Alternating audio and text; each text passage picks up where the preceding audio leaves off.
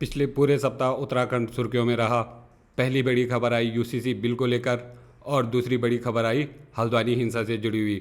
विस्तार से चर्चा करते हैं दोनों घटनाओं के बारे में। सबसे पहले बात यूसीसी की। बीते सप्ताह उत्तराखंड विधानसभा में यूसीसी बिल यानी कि यूनिफॉर्म सिविल कोड बिल प्रस्तुत किया गया और उसके अगले ही दिन यानी कि 6 फरवरी को ये बिल भारी मतों से विधानसभा में पास हो गया। माननीय अध्यक्ष जी, आपकी अनुज्ञा से समान नागरिक संहिता उत्तराखंड 2024 विधेयक को पारित करने की मैं अनुज्ञा चाहता हूं। प्रश्न यह है कि समान नागरिक संहिता उत्तराखंड 2024 विधेयक को पारित किया जाए। जो माननीय सदस्य इसके पक्ष में हो कृपया हाँ कहें। जो माननीय सदस्य इसके विरोध में हो कृपया नहीं कहें। हाँ की संख्या अधिक है, अतः विधेयक पारित हुआ। जिसके बाद राष्ट्रपति के हस्ताक्षर होने के बाद ही यह बिल कानून के रूप में उत्तराखंड में लागू हो जाएगा। इसी के साथ उत्तराखंड यूसीसी बिल को लागू करने वाला देश का पहला राज्य बन जाएगा और उम्मीद है कि उत्तराखंड में यूनिफॉर्म सिविल कोड इम्प्लीमेंटेशन के बाद बाकी बीजेपी शासित राज्य भी अपने अपने स्टेट्स में इसको इम्प्लीमेंट करेंगे। यूसीसी बिल को देश भर में लागू करने पहले ये एक टेस्ट के रूप में देखा जा रहा है। अगर ये बिल उत्तराखंड में सक्सेसफुल रहा तो जल्द ही ये देश भर में लागू किया जा सकता है।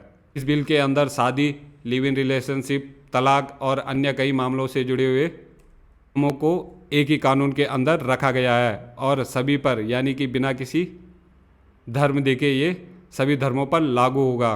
फिलहाल आदिवासी समुदाय को इस बिल से बाहर रखा गया है। आने वाले समय में ये देखना बड़ा इंटरेस्टिंग होगा कि उत्तराखंड इस बिल को किस तरह से इम्प्लीमेंट करती है और किस प्रकार के लूप होल सामने आते हैं। अब चलते हैं दूसरी बड़ी खबर पर। दूसरी बड़ी खबर भी आई है उत्तराखंड के हल्द्वानी से। हल्द्वानी पुलिस प्रशासन ने कोर्ट के आदेश के बाद हल्द्वानी में स्थित मजार को बुलडोज कर दिया, जिसके विरोध में वहां पर ज़बरदस्त हंगामा हो गया। देखते ही देखते कई जगहों पर आगजनी हो गई और पेट्रोल बम भी फेंके जाने लगे। इसके बाद कई जगह आगजनी में लोगों ने पुलिस थाने को भी आग लगा दी, जिसमें काफ़ी सारे पुलिस वालों को चोटें भी आई। अभी तक इस हिंसा में कुल मिलाकर 6 से ज़्यादा लोगों की मौत हो गई है और सैकड़ों की संख्या में लोग घायल हुए हैं। मामला इतना बिगड़ गया कि पुलिस प्रशासन को पूरे इलाके में कर्फ्यू लगाना पड़ गया और शूट एट किसी भी प्रकार की हिंसा के लिए शूट एट साइट के ऑर्डर दे दिए गए। तब जाकर किसी प्रकार से मामला ठंडा हुआ। इस हिंसा के बाद नैनीताल के डीएम प्रेस के सामने आया और उन्होंने इस पर विस्तार से जानकारी दी। पीसफुली डिमोलिशन ड्राइव शुरू हुआ।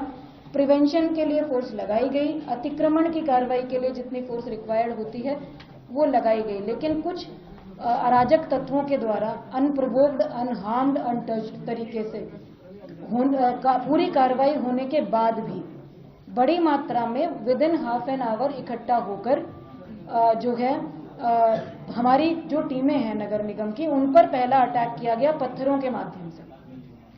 पत्थर बरसाने शुरू करे गए चारों तरफ, जो छतें हैं उनके माध्यम से। मैंने आपको 30 तारीख की फुटेज दिखाई, किसी छत पर कोई पत्थर नहीं था। तो जिस दौरान ये सारी विधिक प्रक्रिया चल रही थी, जब हम सुनवाई कर रहे थे, माननीय उच्च न्यायालय सुनवाई कर रहा था, तो छतों पर पत्थर उस दौरान इकट्ठे करे गए।